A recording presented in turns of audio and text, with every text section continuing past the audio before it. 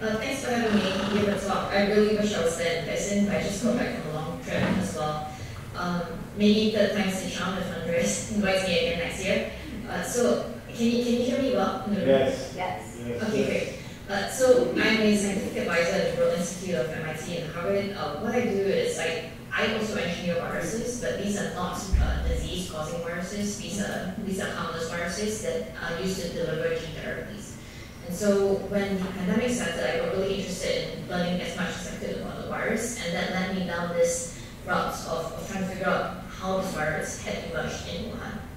And since then, in 2021, I wrote a book with Matt Ridley on the origin of COVID-19. So the book was updated in 2022, but I will give a brief update today of where things stand. So it's 2024, it's been 4 years since the pandemic started, 4 years actually, 4.5 now at this point. Both natural and lab origins remain plausible, each have to be investigated. This is widely the consensus. So the World Health Organization agrees, so does the US government, many governments agree, and so do the US intelligence ICs and many scientists. So recently there were polls that were done this year. One was the Good Judgment Project, where they recruited hundreds of experts to look at the data, and they all agree that both origins remain plausible and have to be investigated. So there's no controversy about this. It's a very extreme view for someone to say that you can rule out all the lab origins or all the natural origins and that we do not need to investigate.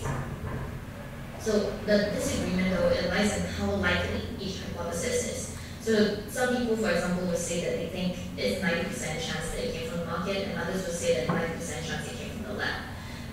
And especially one key question is, if it did come from the lab, was the virus genetically enhanced? This matters a lot to people who are trying to think about how to prevent future pandemics. So finally, just want to clarify that the deliberate release of the virus is not considered likely by anyone quite serious. That there's no evidence. And people have looked, and there's no evidence that this was intentionally released. So, briefly, how could the virus have emerged in Wuhan? These are all plausible scenarios. So, 2 of them are natural, and 2 of them are lab-related.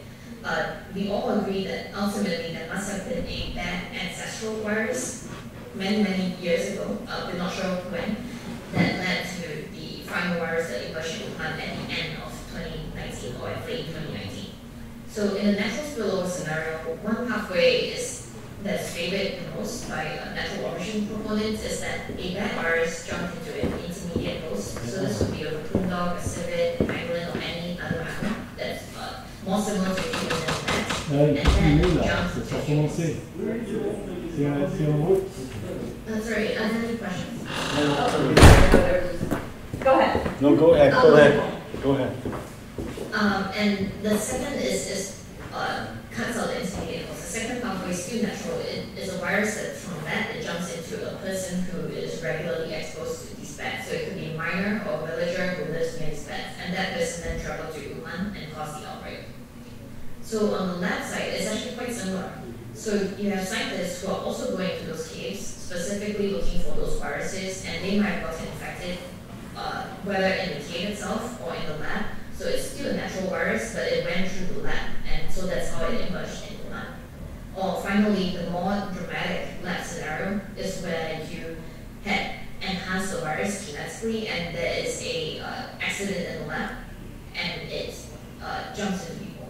So there are 4 possible paths the virus have taken from bats to people. And you see that these 2 paths especially are almost indistinguishable, because it's a matter of forensics at this point. Like, was it a scientist or was it a miner who was infected by this bad virus and gave it to people? So I'll briefly go through the facts. Since the talk is not very long, I cannot jump into the high technicalities, but this is a summary of the data. And I recently put out a New York Times opinion piece that has really nice graphics to show where all the data sits as well. So it's most likely that the pandemic was caused by a single introduction of the virus into the human population. So all of the data that we have, and there's very little of it actually, about the early case data and the market samples, the samples that were taken from animals and the environment in the market that had an early cluster, they all do not show us how the virus got to the market. But it's quite clear now, based on recently released data from China, that the virus only jumped one time into people, and that caused the entire pandemic. So you often hear this almost like a myth now, where people are saying that, oh, the virus jumped 2 times at the market. This has been completely refuted by recently released data. So up till now, in the whole 4 years plus since the pandemic started, no infected animal source has been found. There's been no intermediate host, no natural precursor of the virus found in nature. No evidence even to show that such viruses even circulate in Wuhan. So for the cases of SARS-1, the first SARS virus in 2003, and the case of MERS, for example, there's lots of these evidence. They found infected animals, they found natural versions of the virus in animals. They found that these viruses were circulating in those areas before those epidemics happened or those outbreaks happened. But in the case of COVID-19, there's zero of that evidence. So it's quite surprising. Until today, the totality of any of these viruses close to SARS-CoV-2, the virus that causes COVID-19, is only a few pangolin viruses and bats.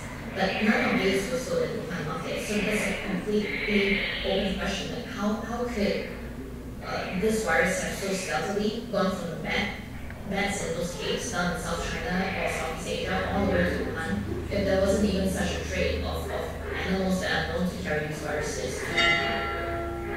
So wherever this virus came from, it left no trace. So people have searched in the wildlife trade, have searched farms, have searched markets, and also there's been no detected outbreaks of such a virus since then. So it seems to have just succeeded really well at causing a pandemic the first time it was detected. And what about the lab? So again, these facts are all true since the beginning of 2020. The Wuhan Institute of Virology, based in Wuhan, is the world's foremost SARS-like virus laboratory. So for more than a decade before the pandemic, they had been searching South China or Southeast Asia, collecting deliberately these viruses, bringing it to the lab and studying them to see how they could jump across species from bats to humans.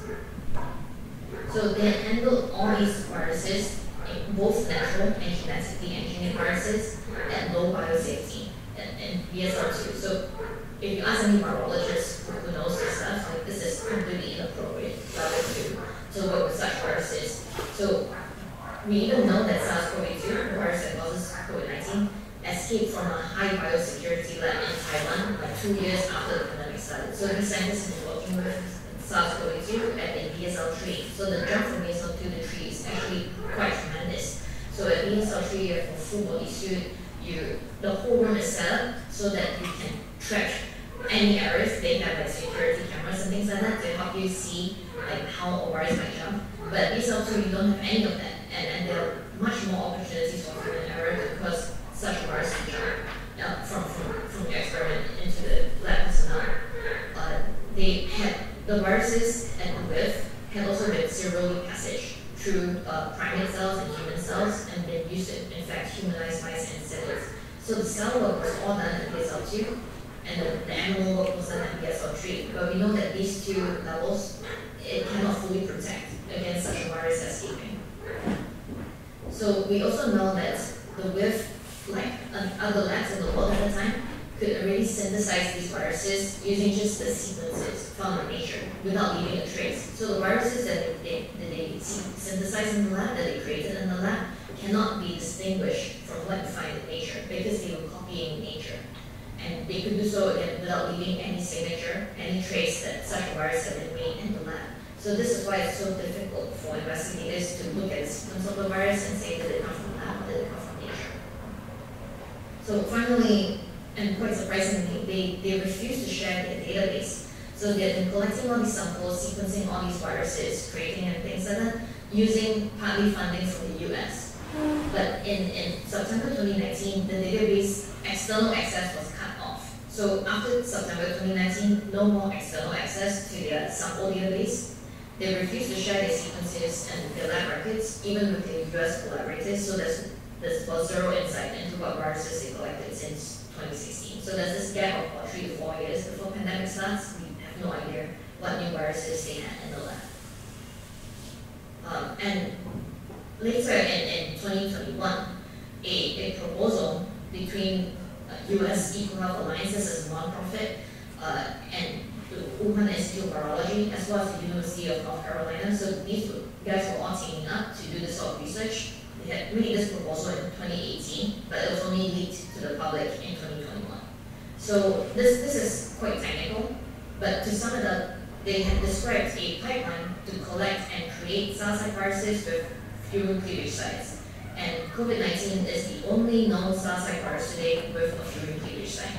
So a lot of virologists, when they saw this, they said this could have caused COVID-19. This could have led to COVID-19. So although DARPA, this is the US defense funding program, they did not give them money to do this work, but many people, including Dr. Anthony Fauci, he said at his hearing in June this month that the WIF could have proceeded, that they had their own money, that they didn't need US money to do this sort of work by themselves. So this is why I recently published a op-ed in the New York Times highlighting in 5 points why I think the pandemic started in the lab. And I don't have time to run through all of it, but I'll put the summary here. The pandemic could have been caused by any of hundreds of different virus species at any of tens of thousands of wildlife markets across China and Southeast Asia, and there's also thousands of cities in China and Southeast Asia. Like, it could have been any of them, and in any year. It didn't have to be 2019, it could have been any year that this pandemic starts, right? But it was a SARS-like coronavirus with a unique furin cleavage site. It chose to emerge in Wuhan less than 2 years after the scientists there, sometimes working under unsafe conditions, proposed collecting and creating viruses of that same design.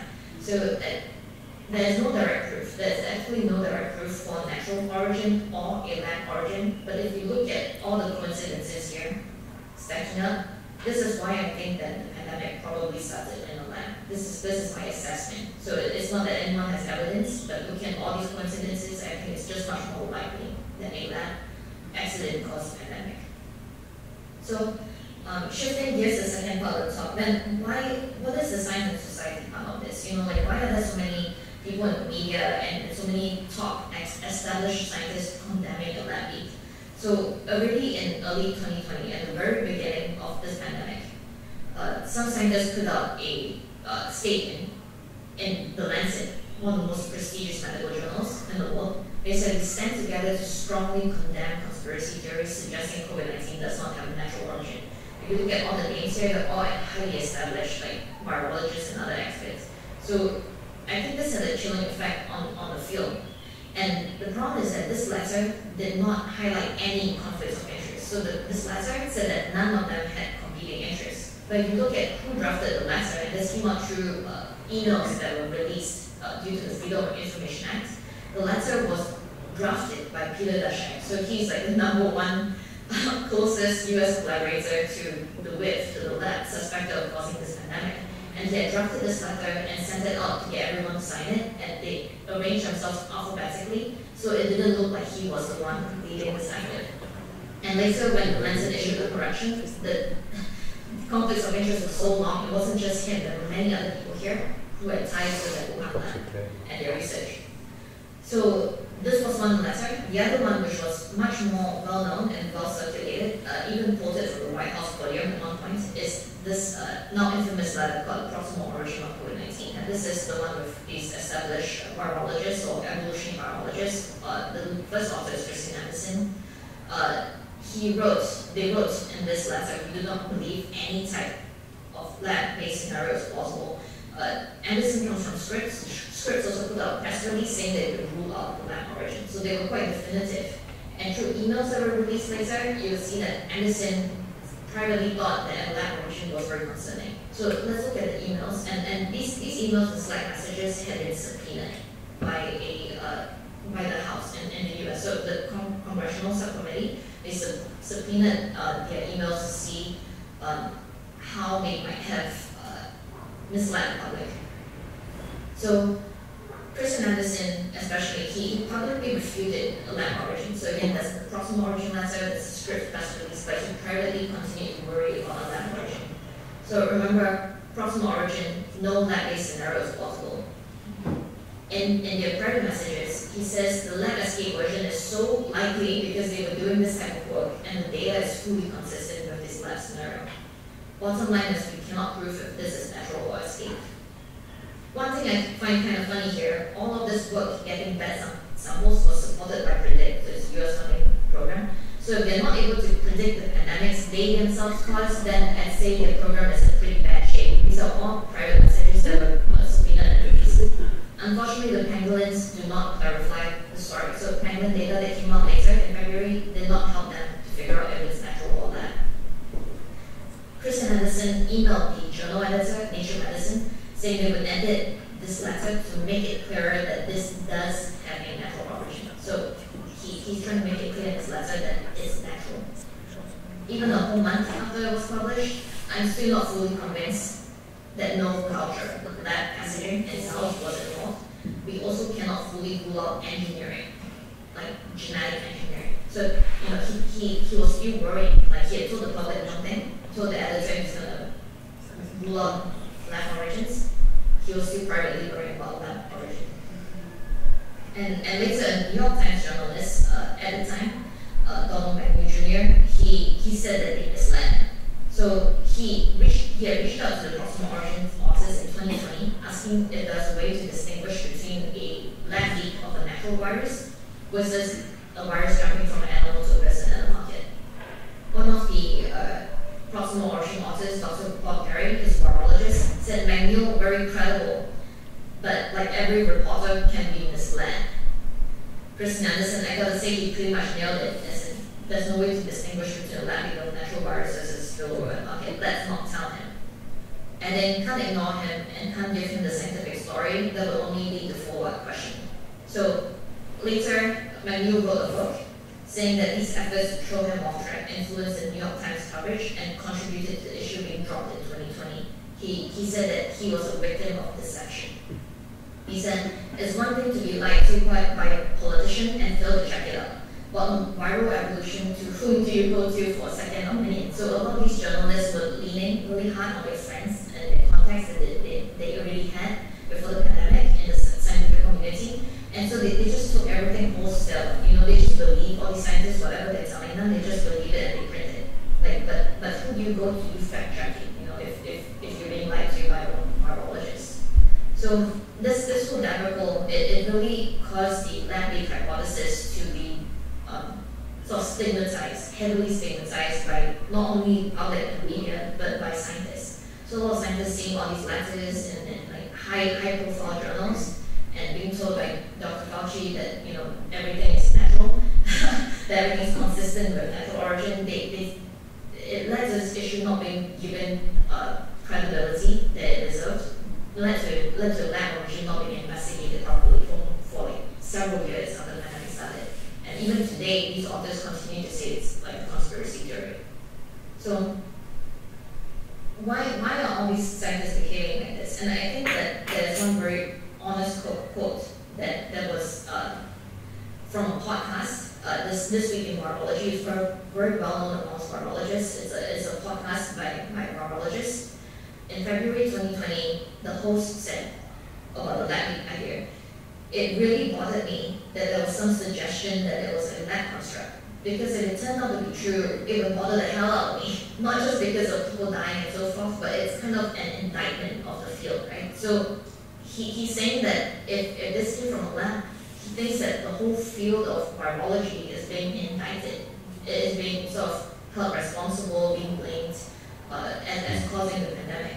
So this question here then, you know, it's like, if COVID-19 did come from that lab, from that research program, then whose responsibility is it? And I think many people answer this question differently.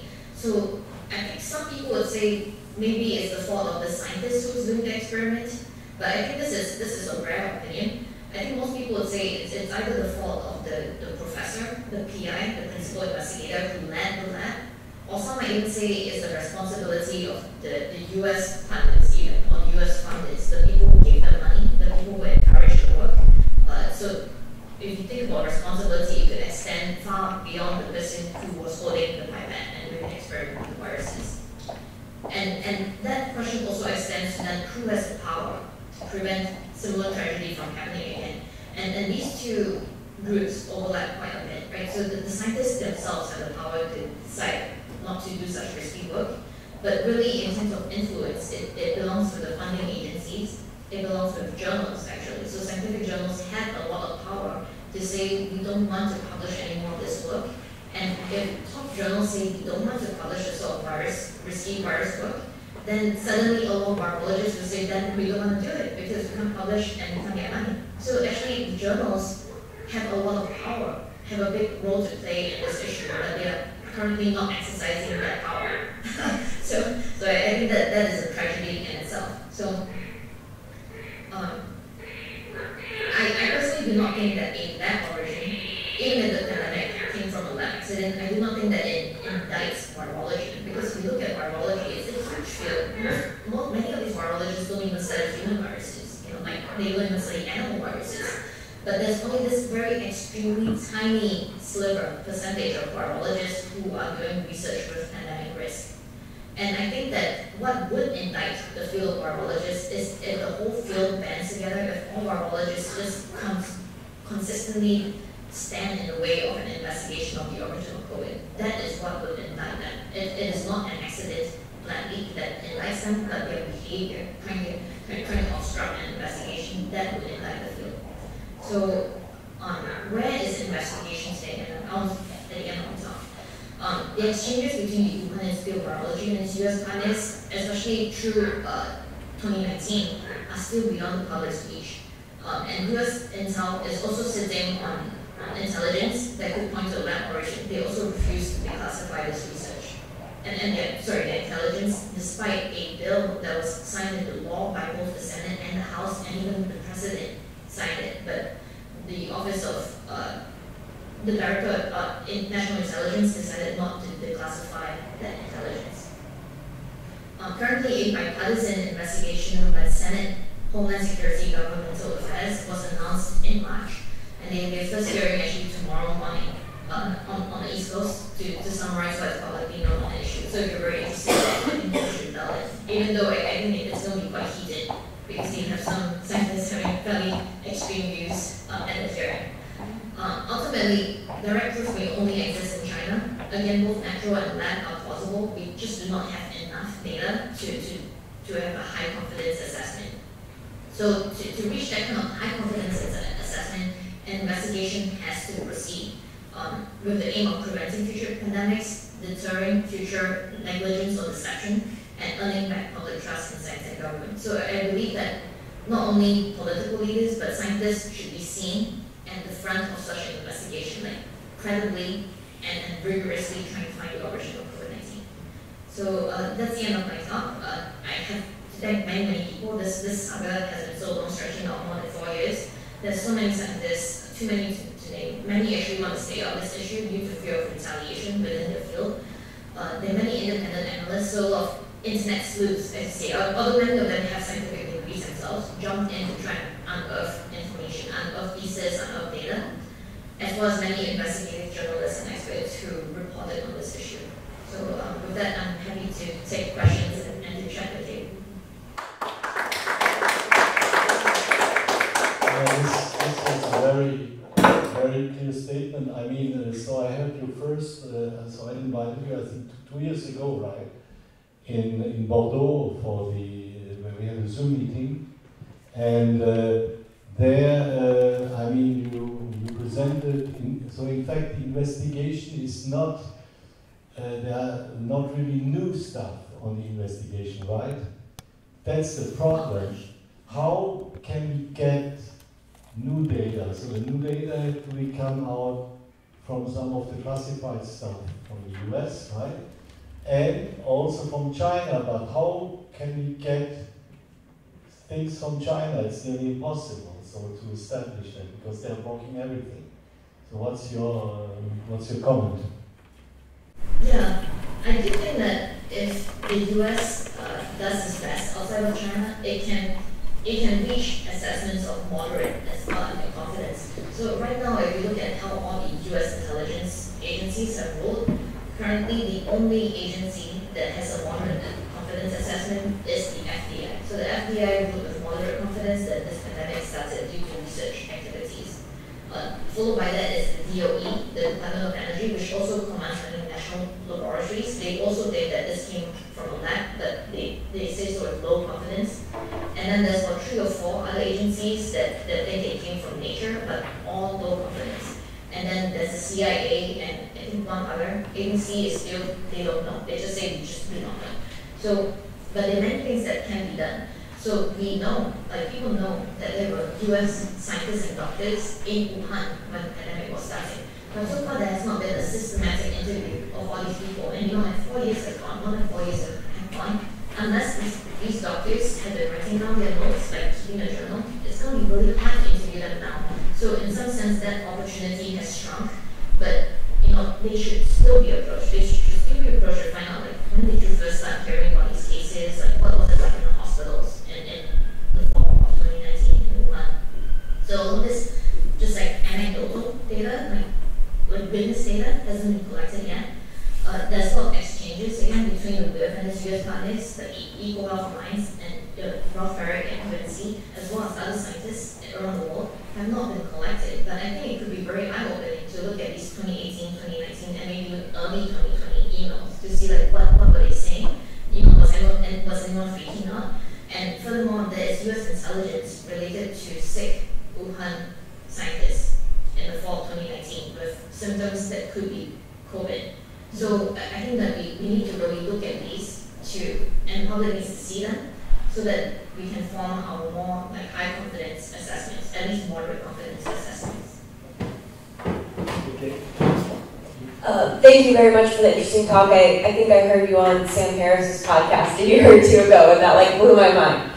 Really interesting. My question is, are they providing any explicit, and this would maybe apply to both US intelligence and also whoever has control of Wuhan, are they providing any explicit excuse for not making these data available? And if not, like what plausibly is their best case excuse for why they wouldn't do that?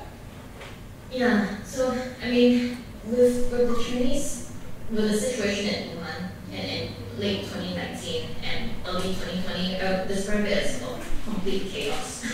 And there were many different people investigating. There was the local CDC, but there was also the China CDC coming in. And so information travels up the ladder at a decreased rate, right? So like there's delay at every level. And so what we do know... Recording in progress. What we do know is that the initial investigators, when they saw that some of the cases were from the market, they said this is SARS 2003 happening again. So they completely focused their search on the market. So they didn't look for early cases anywhere else. In fact, the case definition up until like mid to late January said that you can only be tested, sample testing, if you are linked to the market. So essentially anyone who was not linked to the market or lived far away from the market was not sample testing. And furthermore, the Chinese authorities ordered the destruction of patient samples on January 3rd. So January 3rd, 2020, all of the labs and clinics and hospitals holding samples without authorization had to destroy all the patient samples. So they basically wiped out all ability to go back in time and look at earlier patient samples. So by that time, I think most experts agree that by January 2020, this epidemic was well underway. Like the cases that you're looking at the time are several weeks, if not possibly several months after the first human was infected. So that's why it's so hard to see, we're just looking at the top of the iceberg of the early cases. There's a giant body underneath of cases that until today we have no insight into. But there are also some people there was some data that was leaked to South China Morning Post saying that there might be November 2019 cases that are unknown, but that data has not been shared with the world. I'd say that what's happening right now is China is just blocking everyone out. They're just saying that, they're even saying things like this didn't start in China. They're even saying that it came from frozen foods that were brought into China. So whatever it is, they're trying to say anywhere but here. So they say that they have shared all the data they have and it doesn't look like it comes from China. So there's complete obstruction of the ability to get more data.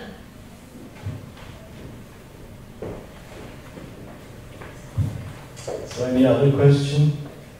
So you said just one final. So the Führing cleavage site is only found there, but I have seen some SARS viruses, they have furin cleavage sites, right?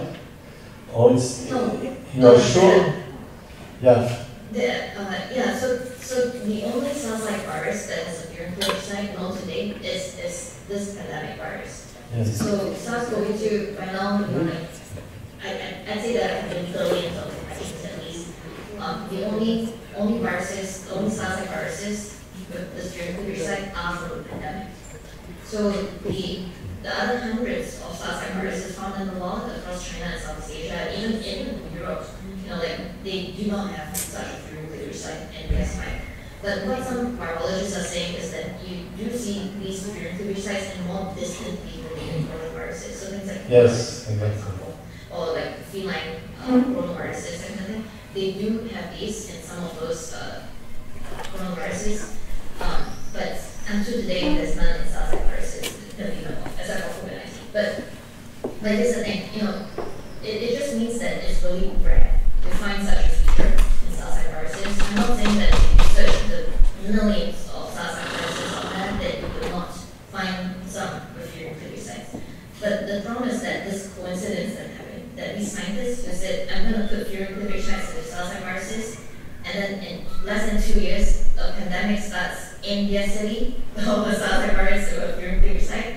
Even though these SARS-like viruses are only found way, like almost 1,000 miles away in South China or Southeast Asia, you know, what is the coincidence there, right? That exactly such a virus is showing up on their doorstep 2 years after they said they're going to do it.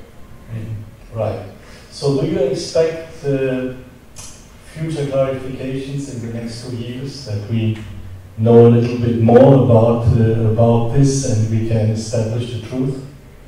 It really depends right now on this bipartisan investigation. It's the first, if you can believe it. It's the first one, even like 4.5 years since the pandemic started, of a bipartisan investigation. So I'm not sure how optimistic to be. It's possible that they're not going to do anything again. I mean, there's some speculation that maybe even the US government doesn't want to know because they fear that the US might be implicated in it, even though it was a China lab. But the ideas, the research program, the funding, the project, that kind of thing, they're afraid that there might be US involvement in it. So that's speculation, just to clarify. But there are a lot of people say that maybe we don't want to know. There are a lot of people who think that finding the answer is more troublesome than keeping it a mystery. I'm not sure. I mean, I certainly personally hope that a real investigation is going to go through and they're going to do things I talked about. So interviewing people, pulling out all these exchanges. So not even among scientists only, but even with journals. So a lot of people submitted manuscripts to journals and things like that. And then later in around March 2020, when the Chinese government said don't publish anything, I'm sure a lot of these were taken back. They were like, okay, we take back the paper, don't publish it. So there still has to be such a systematic search to go through everything and see what people knew in early pandemic days. Okay, so thank you very much. So I think we have to go ahead. So thank you.